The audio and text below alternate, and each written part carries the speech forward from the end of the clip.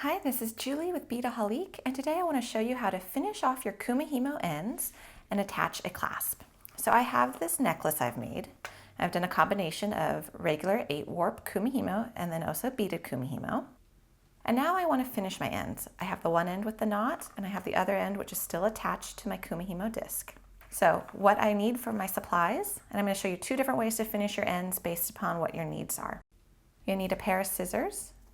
I'm going to show you how to finish ends one way, which uses like a thread. I've just got some super long cord here. You can use whatever you like.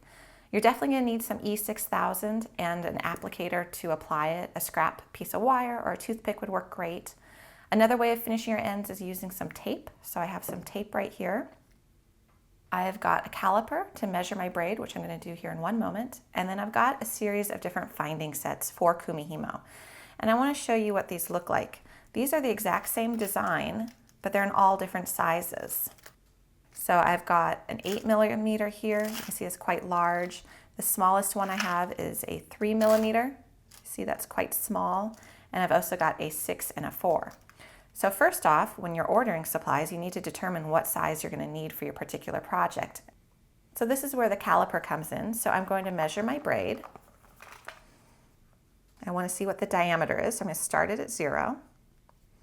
Gently pull it out. And my braid is about 6.3mm. So I'm going to need to round up because the 6mm one is going to be too small. So that means I'm going to need the 8mm set. So I can put these aside. I'm going to open this up.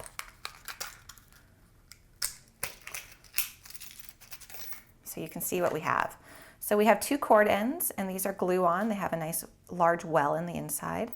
And I've got a toggle clasp.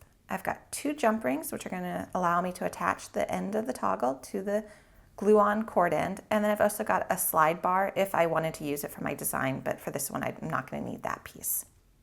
All right, so I'm going to show you the first way of finishing your cord end, and that's going to be by, first, you're going to grab your braid. You're going to pop off your strings, your strands, and pull that through. And then what we're going to do is we're going to take our cord or our string or whatever you're using for this, and we're going to wrap it around. So right up at the top where your braids end, just wrap it around. Once you've wrapped it around a few times, we're going to tie a knot with it. It can be a little hard to do this one-handed, but you'll find a way to make it work. I've been known to use my teeth. There we go. So I've got one knot. I'm going to tie another knot just so that it's secure. And then I'm going to just cut my strings just so I can put this part away. Okay. So now you can look and you can see the size of your glue-on piece, and you can see if it's going to be too large. And it looks like there might actually be a little bit of extra space here, and I want it to be a pretty snug fit. So I'm going to use the fact that I'm using string to my advantage, and I'm going to go over the area I just tied a knot on to bulk up that area, to add a little bit of extra thickness. You don't want to do too much, so you just want to keep eyeballing it.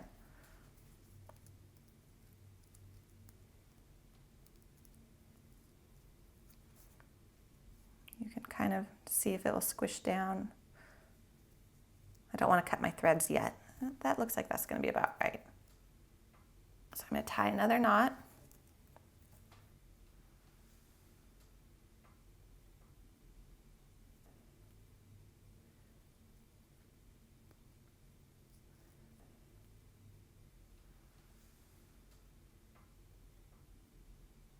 All right, and now at this point, what I can do is I'm going to trim my cords.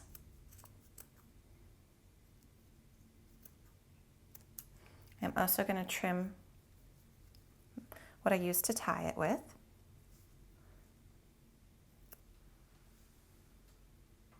So that's all secure. I'm going to make sure that this actually fits. You can tell that I'm seeing a little bit of the pink under there, so I'm just going to scoot it up a little bit. Okay, now I'm ready to glue it. This is a magic pick. I actually find the tail end of it to be very handy for applying E6000, but a toothpick or something would work well as well. So now I'm just going to take the glue, put it over the top cords for sure, but also a little bit on the area that I wound. Might want just a little bit more glue.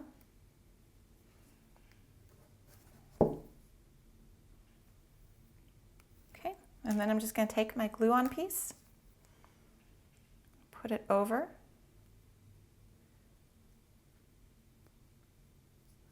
Then if need be, I can go back and trim up anything that shows underneath. So there's one end. It's glued on and secure now. So that's how to finish one way. And that's good if you do know that you're going to have some extra space that you need to fill in between the glue-on piece and your braid. So the other way is we're going to take a piece of tape. I'm going to just have that ready. You're going to undo your knot,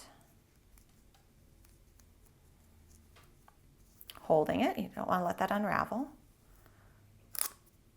Place your tape over your braid. So I'm placing it just a little bit over the start of the braid and then also the cords, which were not braided. There we go. We're going to cut this so it's about 1/4 of an inch.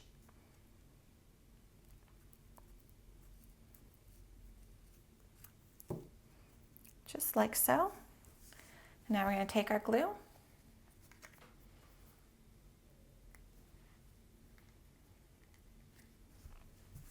Again, put it over the top.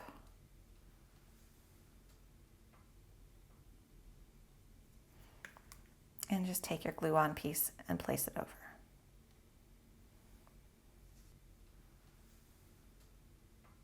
So that is 2 different ways to finish your cord end.